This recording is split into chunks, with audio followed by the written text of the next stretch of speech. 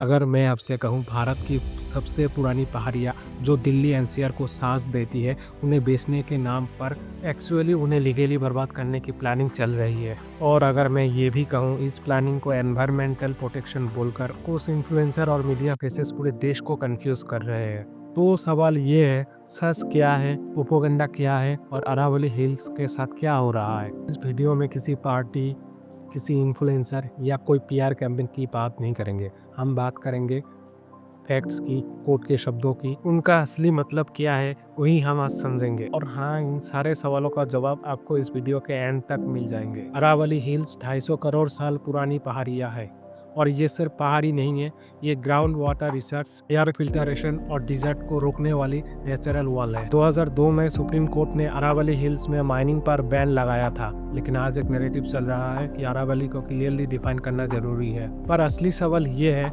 Define करना या dilute करना। इस पूरे खेल में दो इम्पोर्टेंट प्लेयर है। एक तरफ गवर्नमेंट और पॉलिसी मेकर जो कह रहे हैं ये नया रूल एनवायरनमेंट को प्रोटेक्ट करेगा। दूसरी तरफ कुछ सोशल मीडिया इन्फ्लुएंसर और मीडिया फेसेस बिना सवाल पूछे और बिना रिसर्च के वही बात कह रहे हैं, अरावली सेव है, चिंता की कोई बात नहीं है। जर्नलिज्म का मतलब पीआर रिपीट करना नहीं होता। जर्नलिज्म का मतलब पावर से सवाल पूछना होता है। 2002 सुप्रीम कोर्ट का ऑर्डर, माइनिंग बैन। 2000 से राजस्थान गवर्नमेंट का नया definition. 2010 forest survey of India का डेफिनेशन, जिसमें 3 डिग्री स्लोप तक की पहाड़ियां भी अरावली मानी गई। और फिर आता है नया सुप्रीम कोर्ट का ऑब्जर्वेशन, जिसे आज गलत तरीके से सेलिब्रेट किया जा रहा है। नया इंटरप्रिटेशन के हिसाब से 100 मीटर के नीचे की पहाड़ियां अरावली मानी ही नहीं जाएंगे। और इसका रिजल्ट एक्सपर्ट के मुताबिक 90% अरावली हिल्स डेफिनेशन से बाहर, और जो डेफिनेशन से बाहर वही माइनिंग के लिए अंदर। अब एक पल के लिए इमेजिनेशन करिए, सरकार बोले शहर में सिर्फ वही इलाके फ्लोट प्रोन माने जाएंगे जहां पानी 10 मीटर से ऊपर चली जाती है। तो जो एरियाज 9 मीटर तक डूब जाते हैं, क्या वहां फ्लड नहीं होता? क्या वहाँ नुकसान कम होती है या सिर्फ डेफिनेशन से हटा दिया जाता है? बिल्कुल यही हो रहा है अरावली के साथ। 100 मीटर के नीचे की पहाड़ियों को पहाड़ी ही नहीं घोषित कर दिया गया।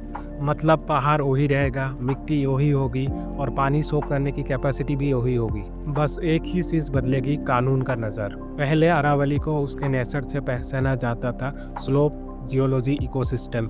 अब उसे पहचाना जा रहा है सिर्फ स्केल से नापकर। जब एनवायरनमेंट को रूलर से नापना शुरू कर दिया जाए तो जंगल नहीं बचती, बस फाइलें बचती है। और जब चीजें लीगल लगने लगे तो उसे रोकना नहीं बल्कि जस्टिफाई किया जाता है। ये अरावली को बचाने का प्लान नहीं है, ये अरावली को लॉफुली खत्म करने का ब्लूप्रिंट है। इस नया इंटरप्रिटेशन के सबसे खतरनाक पार्ट है पावर का ट्रांसफर। अब 100 मीटर से नीचे के एरियाज में माइनिंग करने का काम डायरेक्टली गवर्नमेंट के हाथ में चला गया।